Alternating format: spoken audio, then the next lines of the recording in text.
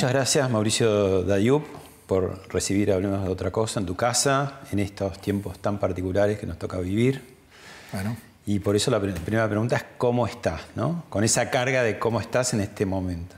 Te diría que te tengo que responder de dos maneras. En lo personal, venía de trabajar mucho y parar y rever un poco todo lo que he vivido, todo lo que tenía un poco atrasado, repasar y tener tiempo, es algo que me viene muy bien. Advierto que era algo que necesitaba, pero que no me podía permitir.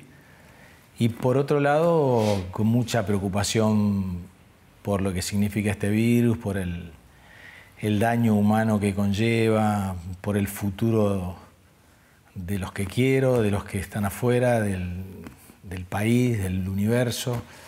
Es un cambio fuerte, potente y me preocupa mucho. El mundo es de los que se animan a perder el equilibrio. ¿Quién lo dijo y qué quiere decir? Lo decía mi abuelo y fue algo que me acompañó cuando yo iba entre los 18 y los 20 años, porque me había dado cuenta que por ser muy educadito, por acostumbrarme con facilidad a hacer todo lo que no me gustaba, estudiaba una carrera que no era la mía, vivía en una ciudad que no era la mía, no estaba bien y recibía todo el tiempo el elogio de ser equilibrado, de ser muy educado, muy correcto, de hacer lo que había que hacer. Y esa frase de mi abuelo me hizo decidirme de algún modo a perder el equilibrio y seguir a mi corazón. ¿Y tu abuelo por qué lo decía? ¿Perdió el equilibrio antes? Yo supongo que por lo que puede haber significado la inmigración, ¿no? Hay que animarse a tomar un barco y no ver nunca más a nadie, a tu familia, ¿no? Sí, yo creo que tal vez justificaba un poco. Y en edades muy jóvenes, no sé el caso de tu abuelo, pero había chicas 18, y chicos venían 17. O menos, ¿no? Sí. Realmente durísimo. Increíble, sí. Y somos un poco... heredamos un poco todo eso, que es un riesgo enorme, ¿no? Y se vive de un modo personal. Yo entendí a mi abuela y después a mis tíos y después a mí viajando y comprendiendo exactamente lo que fue la inmigración. Vivir es riesgoso, más allá de coronavirus, ¿no? Sí. No nos damos cuenta porque naturalizamos, pero sí, es riesgo, digo, ¿no? Sí, y porque no entendemos el significado real de la vida, nos comportamos de distintas maneras también, que muchas veces los demás creen que son características personales, pero son las herramientas que buscamos para poder responder esta cosa tan increíble que es no saber por qué estamos acá, ¿no? No saber qué es la vida.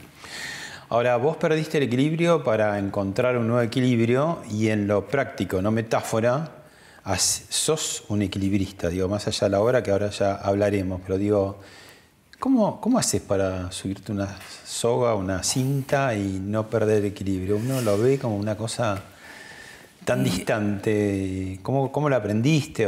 Es la convicción, el deseo. Yo la primera vez que puse el pie arriba de una cinta, mi pie hizo así. Y yo dije, no, esto es imposible. Pero yo veía que otros se subían y no se les movía así. Cuando empecé a ensayar el espectáculo me di cuenta que cristalizar esa frase, subiéndome arriba de la cinta y demostrando que me podía arriesgar a perder o no el equilibrio, me di cuenta que tenía que intentarlo sí o sí, tenía que probar sí o sí.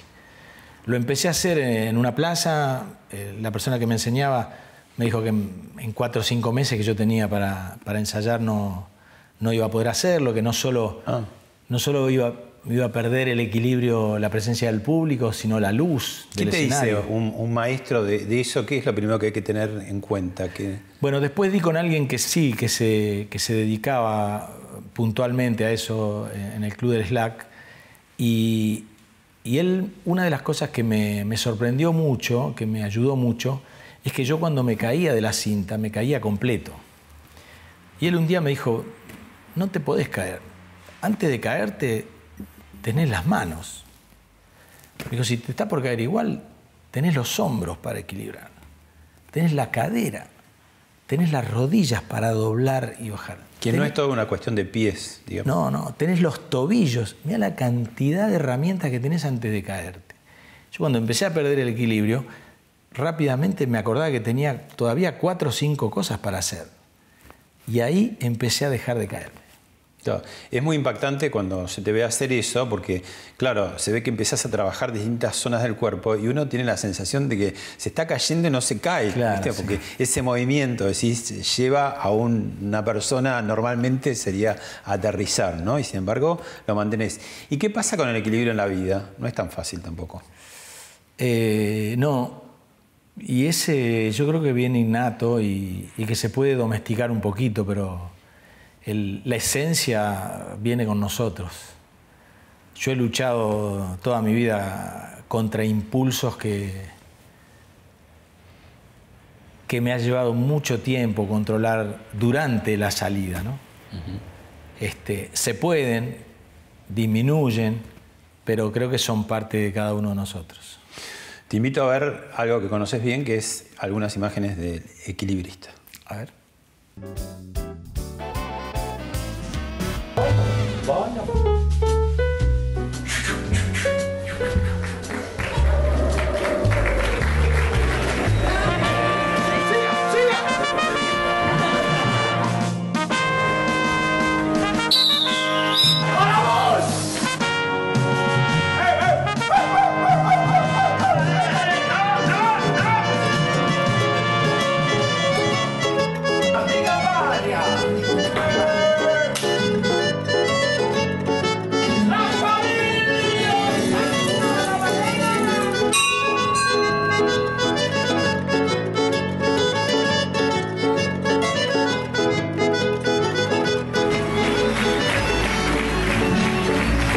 Bueno, el equilibrista es muy difícil de definir para quienes lo vimos, ¿no? Porque primero es como un juglar y después es una especie de cajita de mecanismo de teatro, pero que está entre el cine, está entre el teatro, los sueños, ¿no? En un punto muy onírico, ¿no? El juego de luces y de sombras.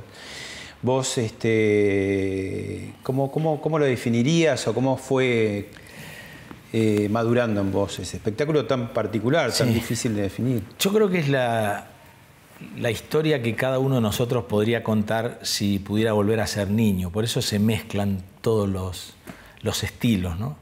Yo creo que cuando nosotros nos imaginamos nuestro pasado, nuestra infancia, a veces es cinematográfica, a veces es a través de objetos, a veces lúdico, es una palabra poética, lúdico casi siempre. Y el espectáculo se fue generando un poco también porque yo no solo quería contar esa historia, sino que quería ver si podía construir el estilo para contarlo, que calmara algo que yo venía pensando del teatro y que era que el teatro se había adulterado. ¿En qué sentido? Que todo había empezado a subir al escenario y lo que menos había era la esencia del teatro. Yo me di cuenta que empezaron a subir muchas otras profesiones, que el teatro fue tomando cosas de otros oficios, la pantalla de video, la pantalla de cine, la voz hablada de la radio. Empezaron a subir muchos hasta el conferenciante se convirtió en un show de la palabra, ¿no? Casi todas las profesiones en algún momento han tenido un representante que ha tenido que ir al teatro a hacer lo suyo. Por supuesto que eso está muy bien también porque ha hecho crecer mucho público, pero yo me di cuenta que la gente me decía que había ido al teatro, pero no ha ido a ver teatro. Entonces me pareció que el granito de arena que yo le podía aportar a una de las 3 potencias teatrales más grandes del mundo, como Buenos Aires, era poner sobre el escenario el teatro que a mí me había llevado a ser actor. Ese teatro del que yo salía cuando tenía 20 años y me duraba 2 semanas en la cabeza. Pues yo me seguía preguntando cómo habían hecho o cómo yo había podido sentir tal cosa en algún momento. Lo milagroso es que me haya salido, digamos, no solo a mí, a los autores que me acompañan, al director, a cada uno de los rubros, al escenógrafo, a la música, porque es un espectáculo donde todos los rubros están desarrollados justamente para que exista la esencia del teatro, ¿no? Claro.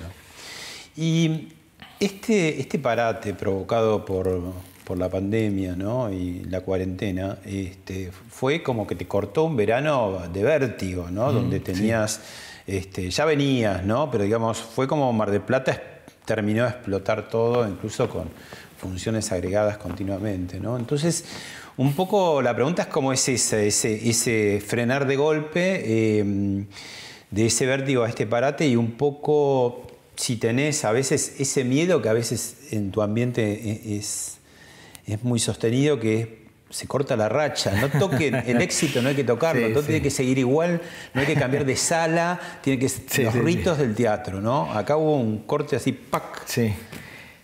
Mira, también dos cosas, porque una es que agradezco mucho que el éxito se haya podido desarrollar. Hubiera sido más difícil cuando solo unos pocos creíamos que el espectáculo valía. En el momento en el que se cortó, el espectáculo ya se había desarrollado y se había convertido en un éxito, reconocido por la crítica, por los jurados de los premios y por el público. Esa coincidencia toma un tiempo y por suerte lo tuve. Después, en cuanto a la duda en que si se cortó y nunca más va a volver, la tengo, y otros productores amigos me quitan esa duda y me dicen que no, que esto está en cuanto vuelva, vos anunciás que está el equilibrista y el equilibrista explota. Vos sabrás esas historias, ¿no?, de obras que funcionan en un teatro, van al del frente porque se les había vencido y no ya no funciona. ¿Qué pasa? Es lo mismo. Es esa cosa misteriosa, ¿no?, del éxito. Pero bueno, la otra que te preguntaba era, y la frenada, porque fue una frenada estrepitosa. Vos venías de trabajar de martes a domingos en Mar del Plata y los lunes, el día de descanso del actor, te tomabas un avión, venías acá y estás en Nacional haciendo la obra. O sea que trabajaste 7 días a la semana desde diciembre hasta marzo sin parar. Sí. Fuiste de los últimos de irte de Mar del Plata ya cuando ya empezaba a ralear el público. La cuarentena se decretó el 20 de marzo y vos trabajaste hasta el... Domingo 15. Domingo 15. Sí. Bueno, esa frenada de 300 kilómetros por hora a cero, ¿cómo fue? Y ha hecho que algunas mañanas me hago solo para mí el espectáculo en la terraza.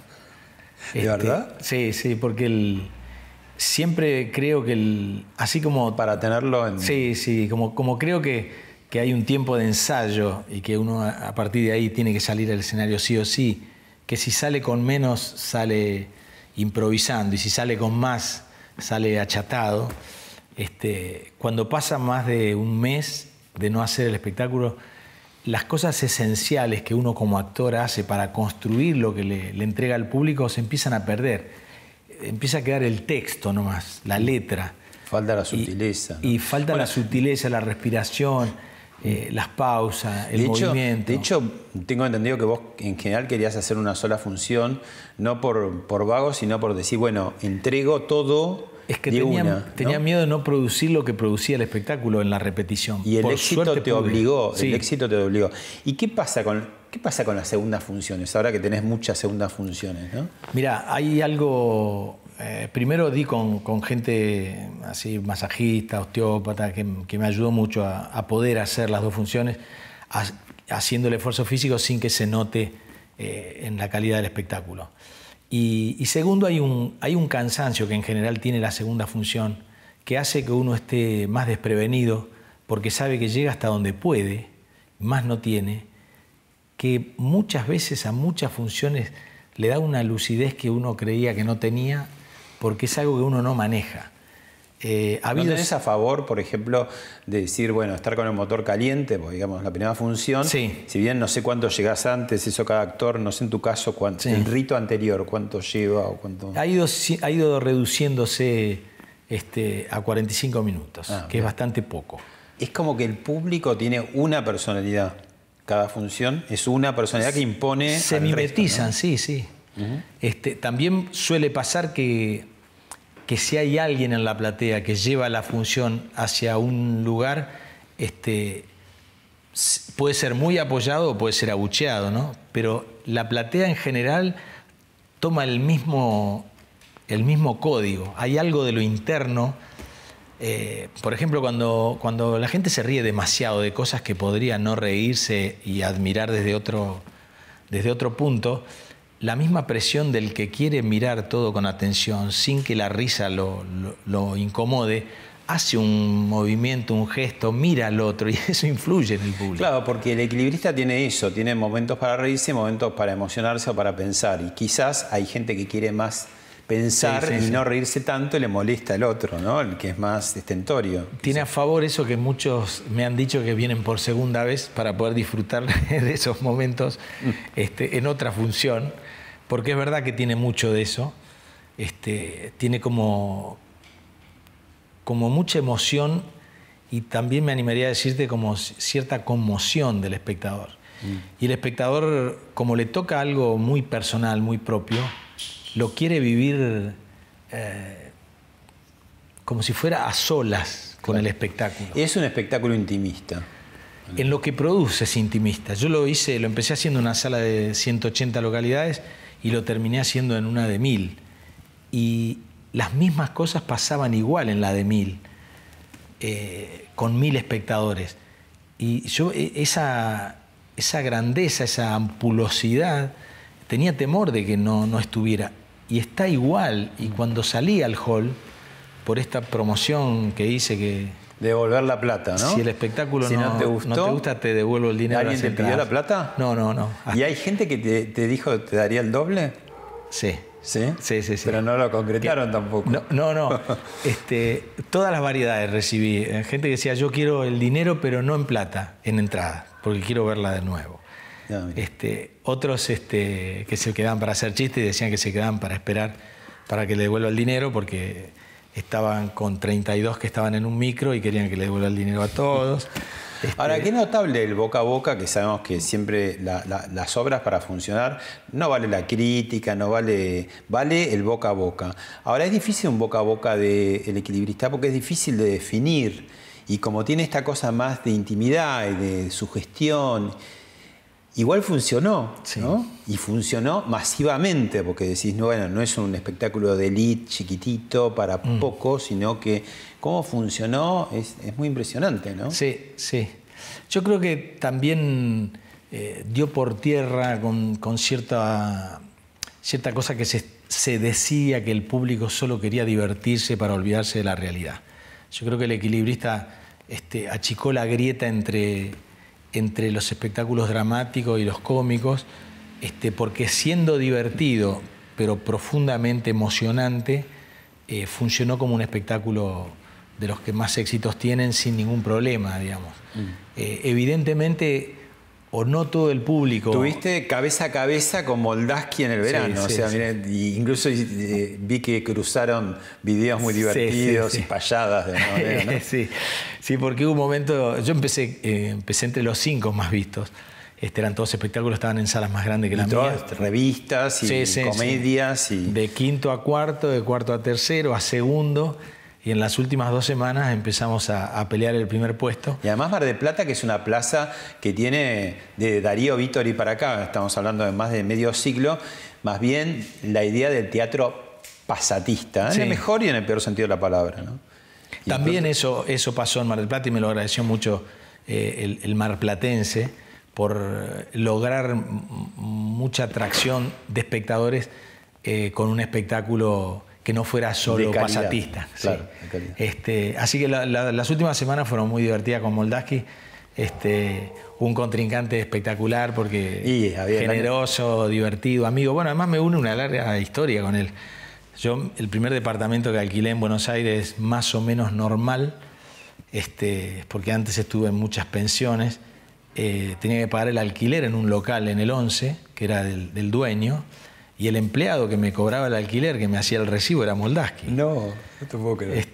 Que recién estaba interesado en el teatro y me preguntaba. Y yo empecé a sentir que todos los meses él esperaba que yo llegara para intercambiar características de un profesor o de otro. Me preguntaba, intercambiábamos cómo era Gandolfo con el que yo estudiaba. Él me preguntaba por Lito Cruz, por Aleso. Entonces, para mí también ir a pagar el alquiler empezó a hacer encontrarme con alguien que le gustaba lo mismo que a mí. Pasaron muchos años y nos encontramos en esa pelea. Mirá. Te invito a ver otro video. A ver. El gobernador de Nueva York ordenó a todos los teatros de Broadway que cerraran sus puertas ante la preocupación por el coronavirus, hundiendo en la oscuridad una de las atracciones turísticas más populares de la ciudad y causando confusión en el periodo previo a la entrega de los premios Tony. Y la calle Corrientes obviamente no es ajena a la cuarentena que está atravesando el país, porque bueno, los teatros están cerrados, las pizzerías están cerradas, hay muy poca gente circulando por aquí. Bueno, qué impresionante ver esos lugares tan luminosos, ¿no? Tanto en Estados Unidos como acá en Buenos Aires, de pronto apagados, desnudos, solos, ¿no? La noche, todo apagado. Bueno, ¿cómo te afecta a vos? Porque te da justo en el centro de tu actividad, de tu pasión, ¿no? Debe ser una de las estampas más impresionantes de esta cuarentena mundial, ¿no? Ver justamente esas zonas de teatro apagadas. Sí, sobre todo porque le va en contra de la esencia misma del teatro. No hay nada por hacer, porque el teatro es la unión de un grupo de gente que intenta subir lo que siente arriba del escenario para alguien que lo está mirando. Si no nos podemos juntar a ver lo que sentimos para poner arriba del escenario y tampoco se lo podemos trasladar a nadie debajo, el teatro deja de existir. Se puede transformar en otras cosas, pero la esencia del teatro deja de existir. Es un velorio. La puerta de un teatro cerrada porque el público no puede entrar es el fin del teatro. Yo trato de mirarlo con esperanza y creer que es un tiempo, que es un momento y que se va a poder volver a lo que tanto nos gustaba. Creo que un profesor tuyo decía que el actor es como un alfabetizador de las percepciones. Sí. Amplíame un poco eso. Y es una definición que le escuché una vez a Enrique Buenaventura, con el que hice un taller, que era un tipo que veía el teatro de una manera muy personal, muy particular, y me impactó porque me dio algo que yo sentía, pero era una responsabilidad que yo sentía que estaba queriendo adquirir yo con esta vocación que tenía.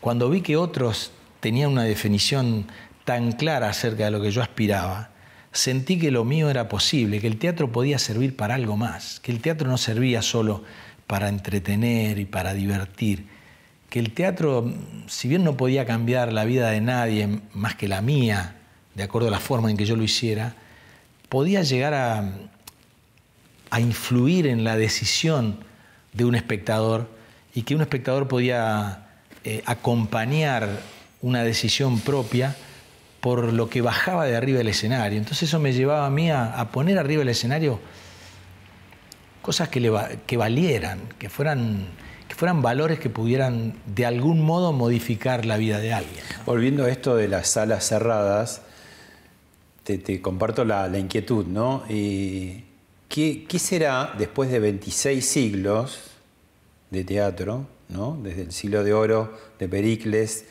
5 siglos antes de Cristo, hasta esta pandemia? ¿Qué efecto tendrá el no teatro en la gente? Porque evidentemente o vamos para divertirnos, como vos decís, o para emocionarnos, para buscar alguna respuesta. El teatro tiene como algo psicoanalítico también. A veces la obra trabaja con mi propio ser, ¿no? Sí. Y bueno, de pronto, silencio, ¿no? Que uno puede decir, bueno, es una actividad secundaria, porque pasan muchas cosas más vitales, pero ¿cuánto de vital hay no solamente para el actor, sino el espectador? El espectador también se quedó huérfano, ¿no? Yo debería pensar que como todo lo que limita, siempre nos produce algo bueno, algo mejorador. Todo lo que no tuve, a mí me hizo construir lo que soy, porque eso genera que tu deseo se potencie. Debería tender a pensar que el no teatro sería para que encontremos una disciplina mejor que el teatro. Pero me cuesta pensarlo así porque el no teatro es no a mi vocación, no a lo que más me gusta. Tendría que hacer un esfuerzo y pensar como pienso siempre, que todo lo que no tenemos, todo lo que nos falta, nos potencia y nos mejora.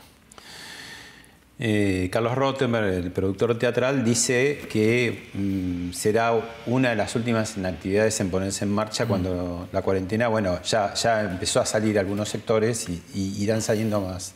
Pero que el teatro, seguramente por su concentración de público, es el que va al final, a la cola de todo, ¿no?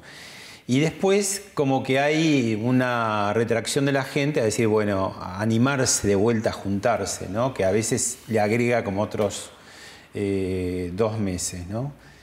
Es un montonazo. Sí. Cuando querés acordar, ¿no? Bueno, él lo dijo con palabras tremendas, ¿no? El año teatral está perdido. Sí. Yo, en cuanto se lo permita, voy a hacer funciones con el que quiera venir, con el que pueda venir. Creo que es el antídoto es animarse y empezar tomando todos los riesgos, las prevenciones del riesgo, para no correr ninguno, a nivel barbijo, alcohol en gel, todo sistema que pueda dejar al espectador libre de virus antes de ingresar a la sala y hacer lo mismo antes con la sala. De paso, por ahí seremos más saludables que otros inviernos, que gente que se va resfriada con gripe y todo, ¿viste? Terminemos siendo más responsables también, no solamente por el coronavirus, ¿no? Sí, pero te lo digo desde un punto de vista más vocacional que profesional, porque esto, para poder mantenerlo, hay que perder. No se puede tener ningún tipo de emprendimiento sin ingresos. Y los meses de teatro cerrado, veremos cuál es la ayuda que puede venir desde el Instituto Nacional de Teatro o de Proteatro, pero ese tipo de funciones que haré con 1 o con 50, las voy a hacer por una cuestión vital, me parece, para ejercitar lo mío, para que los que lo necesitan mucho lo puedan tener y para esperar que pase el temblor y volvamos a ser lo que éramos mejorado, ¿no? Porque no es que estábamos tan bien. Yo extraño lo que éramos, pero me gustaría que fuera distinto.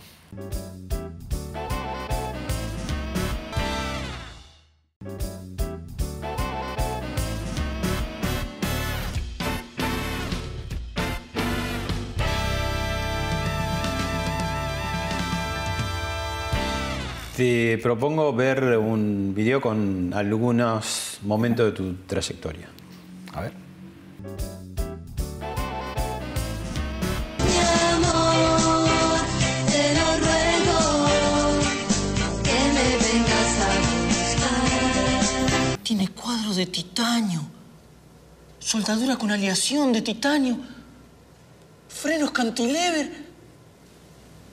¡Es una podium! Está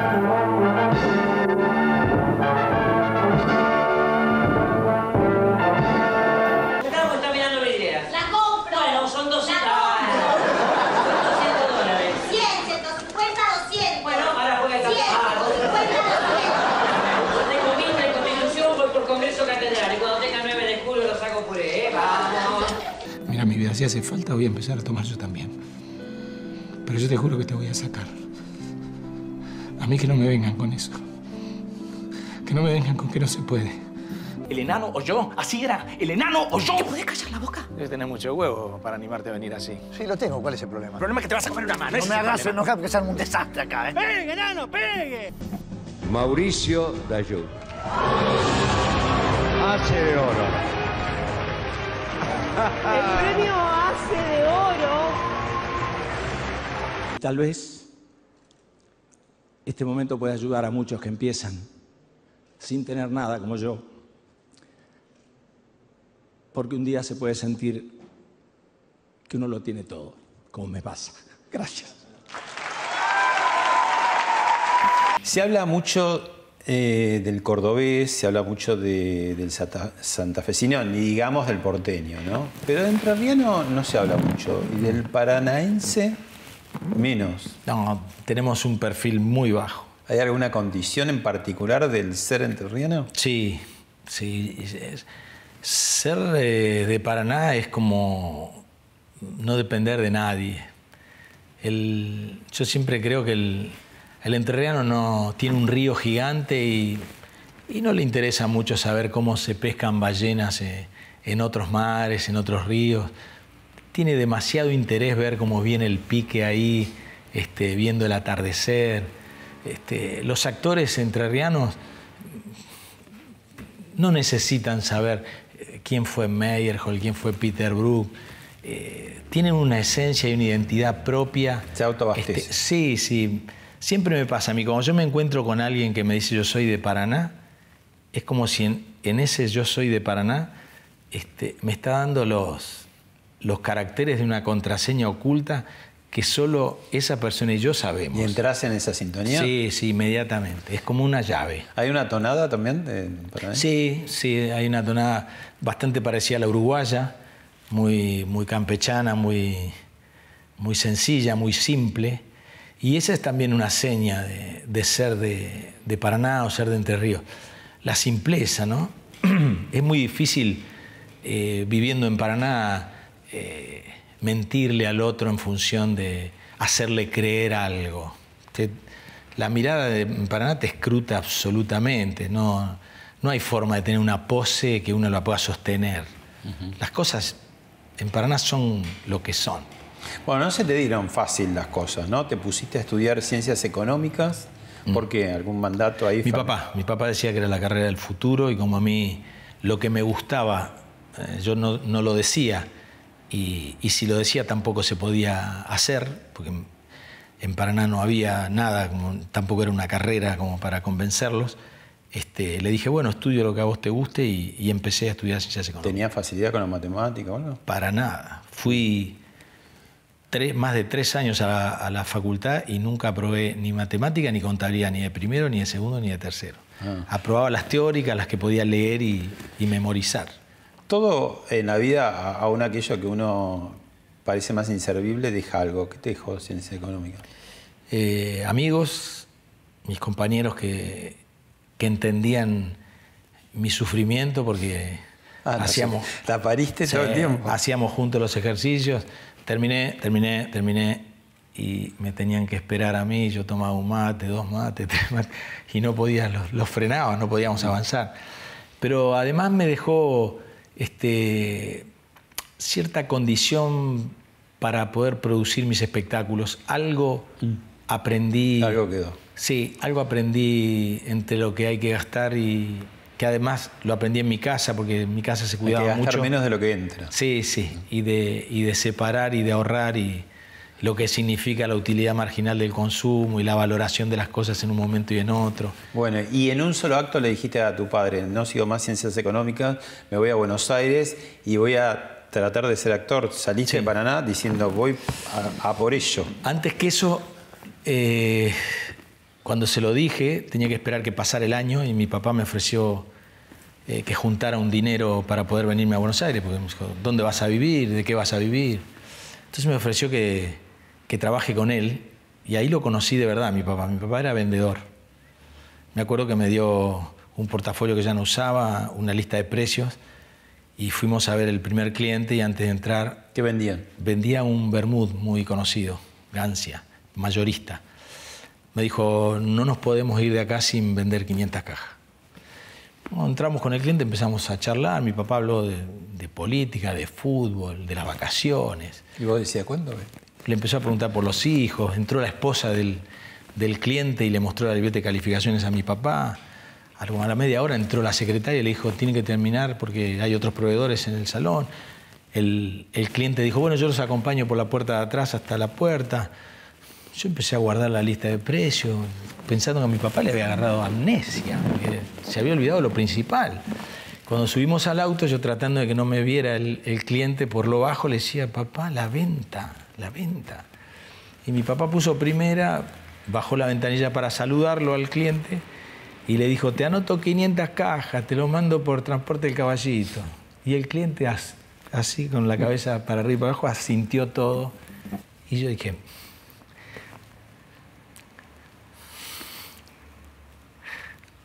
Mi viejo es un genio. No era fácil, lo hacía fácil él. Qué bien. Y yo no sabía que tenía esa virtud, que tenía esa cualidad. Y me enseñó mucho porque esa confianza, esa verdad que tenía, uno como hijo en la casa no lo podía ver. Y después para mi trabajo siempre me parece que esa característica me acompañó. Casi como que fue inesperadamente en esos momentos accediste a una ternura que no en la casa por ahí no era. No aparecía, no. Al contrario, en mi casa aparecía mucho más. Cuando nos divertíamos, sí, ¿no? Era muy... Tenía esa cosa... Lo que yo tengo en el humor arriba del escenario lo tengo por él. Él era muy, muy oportuno en la palabra justa. Pero en general era el ceño fruncido, trabajando, la responsabilidad. Imagínate, tenía 5 hijos, nos mantenía a todos con un solo trabajo. Bueno, y acá te subiste a colectivos a vender cosas, pintaste. Sí. ¿Qué más cosas hiciste? De todo. Hice... arreglé techos, algo de vender también, pero es como toda una etapa en la que yo lo hacía todo el tiempo para ganar lo suficiente para irme a las clases a estudiar. No, yo no lo viví como algo que me afectó. ¿Tenías fe? Si hay algo que tenía era fe. Yo sabía que un día lo que a mí me gustaba tenía que funcionar. Y eso me guió mucho porque... ¿Tuviste esa fe como decir, bueno, voy a hacer como mi viejo que baja el vidrio, son 500 cajas, yo pinto, me subo a un colectivo, vendo cosas, pero va a haber un teatro lleno. Después de todo esto va a haber un teatro lleno. Yo siempre veía que a la larga tenía que funcionar lo mío, pero la del presente era muy negativa. Yo no lograba... despertar el mínimo interés en el otro. Un actor lo que necesita es ser advertido. Yo trabajaba de boletero, por ejemplo, me acuerdo, en el Teatro Planeta, y se juntaban director, productor para organizar la programación y empezaban a armar los elencos. Y muchas veces me pasó que buscaban un actor con las características que tenía yo. Y yo ya era actor, intentaba ser actor. Y empezaban a buscar nombres y no, rechazaban uno, no conseguimos. Y yo empezaba a toser, pasaba por el medio de la pieza, me sentaba, me paraba, caminaba, porque decían tiene que ser flaco, y yo trataba de que se me viera flaco, tiene que tener 20 y pico de años, y esa es la edad que yo tenía. Invisible, transparente. Era imposible. ¿Y cuándo viste que empezó, decís, por acá puede ser, que empieza a andar? ¿Qué pasó? Una escena en una obra que yo hacía que se llamaba Compañero del Alma, sobre la vida de Miguel Hernández, en el Teatro del Pueblo, que era de Tito Cosa. Estaba haciendo una escena en la que el poeta español dejaba su pueblo, Orihuela, y se iba a Madrid a encontrarse con Neruda. Y la escena, dirigida por Villanueva Cose, transcurría en un banquito nomás. Yo salía con el banquito de mi pueblo, el banquito era el asiento del tren en el que atravesaba toda la noche para llegar a Madrid. Me bajaba a la estación, no había nada en escena. Y yo sentía que mientras yo iba contando mi salida del pueblo, mi llegada a la estación, mi viaje en tren, la llegada a Madrid, la salida de Madrid a la ciudad, todo eso la gente lo estaba viendo. En un momento yo dije, acabo de todo lo que yo acabo de hacer, desde que salí de mi pueblo en escena, la gente lo vio. Entre el público y yo va a haber romance. Acá está pasando algo que va a funcionar. Yo ¿Sentiste en ese momento? Que podía servir para esta profesión. Sí. Otro video. A ver.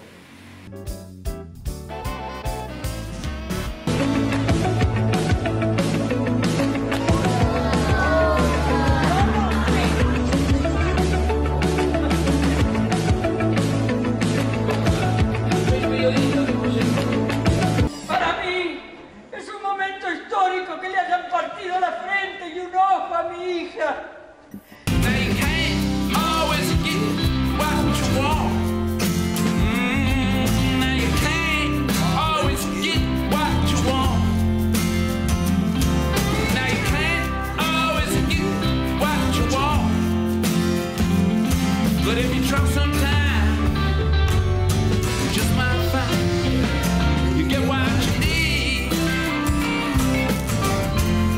Debes tener como sensaciones ambivalentes frente a este boom que hay, porque el actor, claro, se queda en su casa, pero dice, pero yo voy a actuar de todas maneras, ¿no? Y actúa online y pasan cosas sorprendentes como, por ejemplo, el Teatro La Plaza pone una obra de Halcón.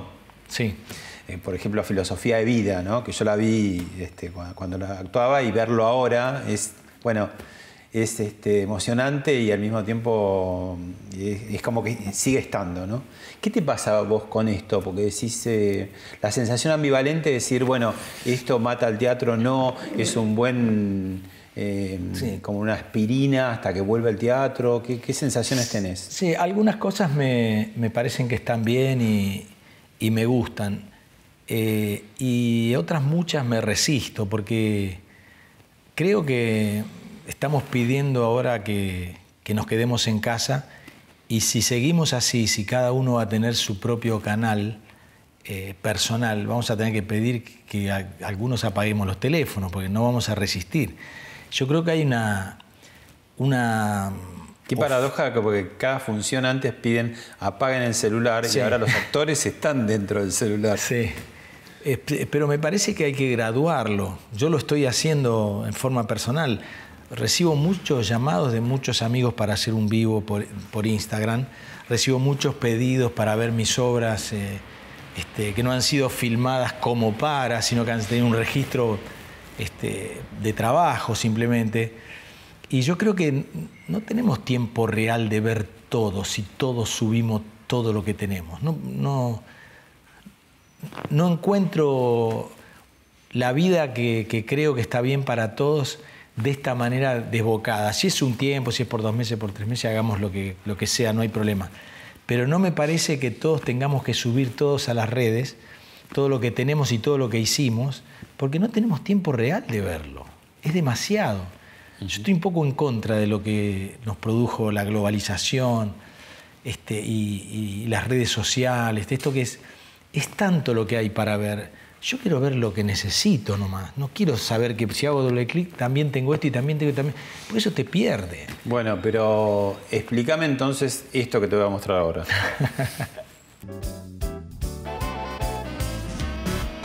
Anoche tuve un sueño.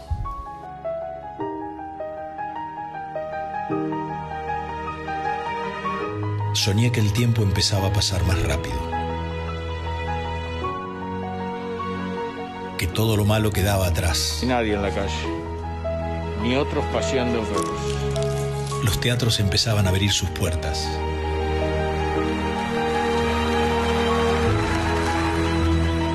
Y juntos compartíamos lo que tanto nos gustaba.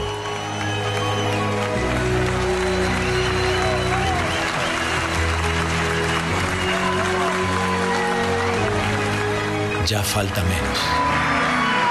Quedémonos en casa para volver a celebrar juntos.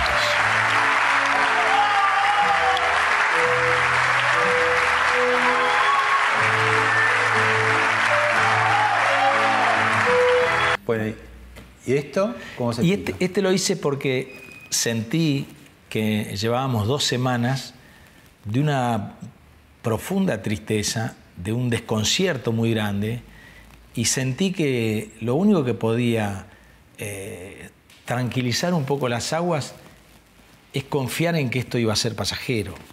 Me pareció que todos estábamos necesitando un poco de entender que es un tiempo, que tenemos que atravesarlo. Yo sentía que no me dejaban ni siquiera atravesarlo. El tercer día de la cuarentena ya me llamaban para preguntarme ¿cómo lo ves? ¿Qué sentís? Pero es que tenemos que vivirlo. Un poco paladearlo, claro. Las redes sociales hacen que no lleguemos a vivir las cosas. Tenemos que vivirlas, sentirlas, hacer una propia devolución, ver que nos equivocamos en la primera impresión que tuvimos y corregirla, mejorarla. No puede ser tan rápido todo. Pero a vos te gusta un poco la producción también en videos, ¿no? Porque hiciste, me parece, supongo que después de la experiencia tan exitosa de tantos años de Toc Toc, después tuviste mucha empatía con chicos, con gente que tenía algunos de esos problemas, ¿no? Como el de Asperger o el de Tourette, ¿no? Sí. Y armaste pequeños cortos y que están muy buenos, ¿no? Sí, lo hice porque me lo pidieron ellos, lo querían, se acercaron 2 chicos uno con el síndrome de Tourette y el otro con Asperger en ese momento, que luego se lo diagnosticaron en otra cosa. Y ellos necesitaban, querían contar lo que les pasaba para que otros chicos no padezcan lo mismo. Y me pareció que lo tenía que hacer por ellos. Después eso produjo otras cosas en muchos otros y bienvenido en los dos casos. Pero mi impulso fue satisfacer a un chico que me va a ver al teatro y me dice, me gustaría hacer algo con vos. Y le busqué la forma.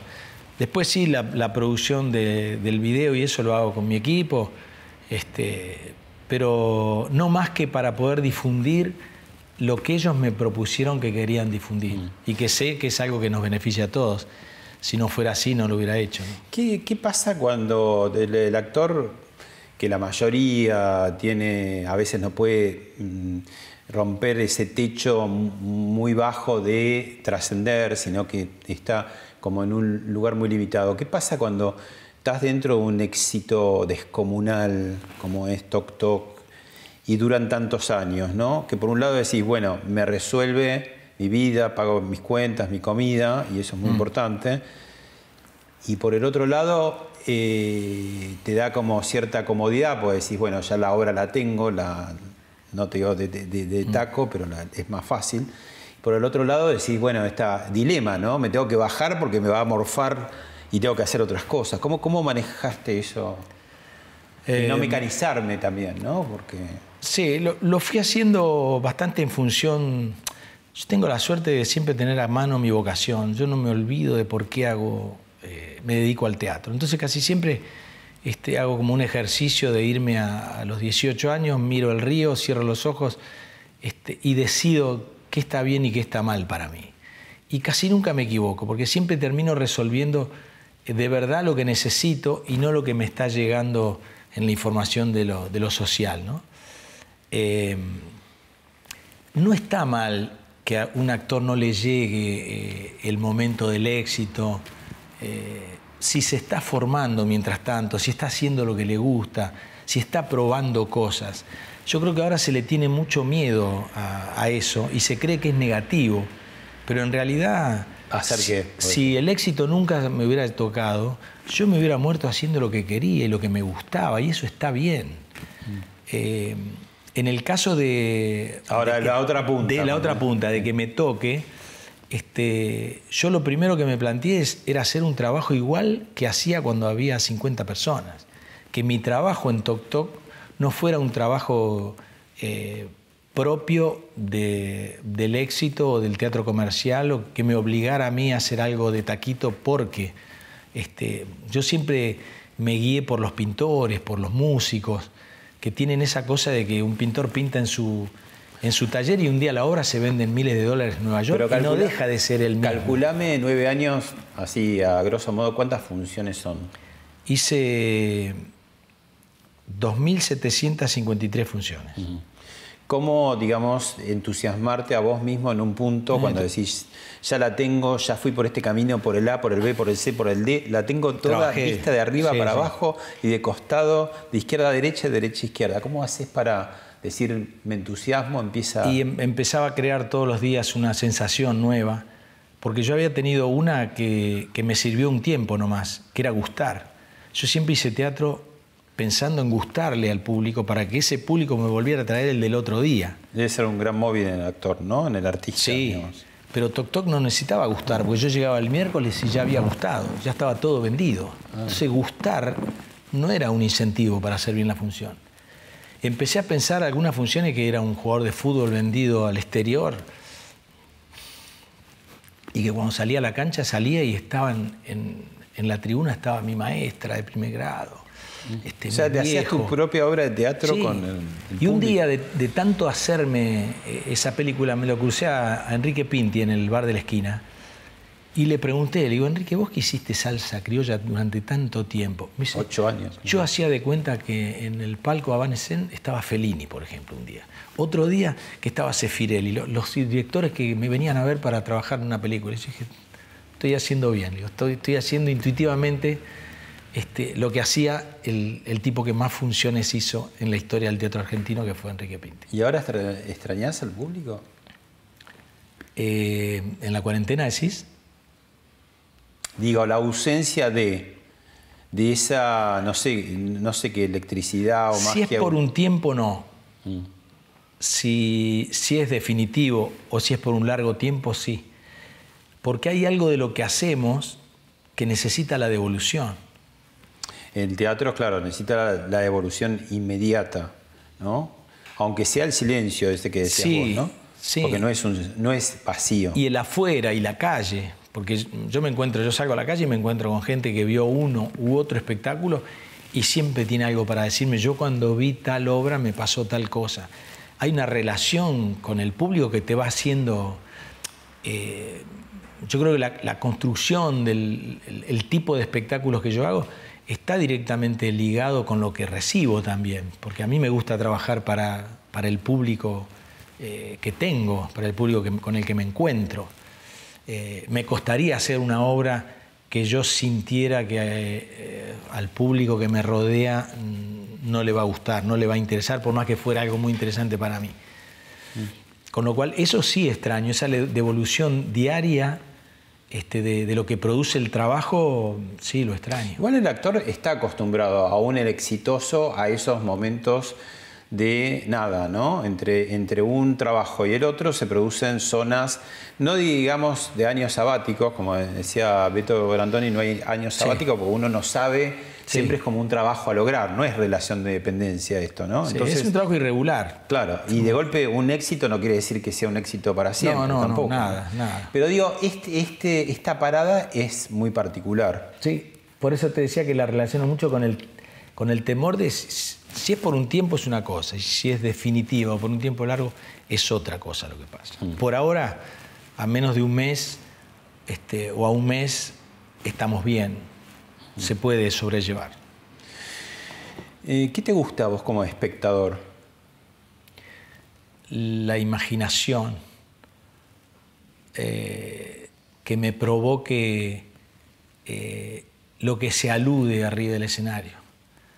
No tanto que me lo digan, que me lo muestren, que me lo indiquen, sino que a través de la imaginación me lo hagan sentir. Valoro mucho cuando se triangula lo que pasa arriba del escenario. Cuando se está diciendo una cosa que a mí me hace sentir algo, pero no me dijeron eso. Lo hago yo a ese trabajo. La última.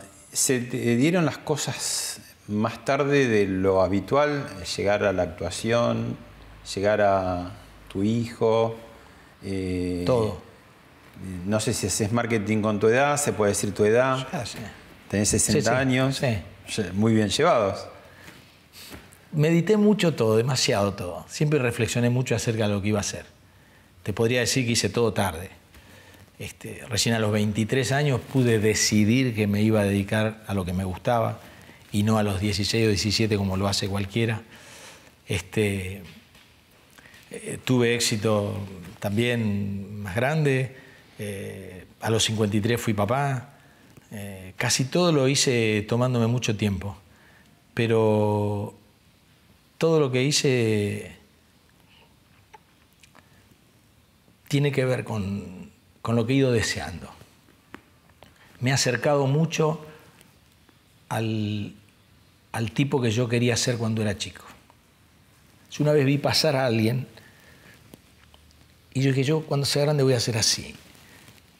Y en ese ser así, yo había visto un tipo que iba de barba en bicicleta y pelo largo, iba como feliz arriba de la bicicleta, ¿no?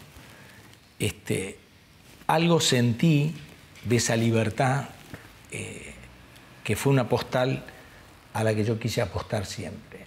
Y creo que tengo el pelo muy cortito, pero ando en la bici. Te acompaña el sentimiento.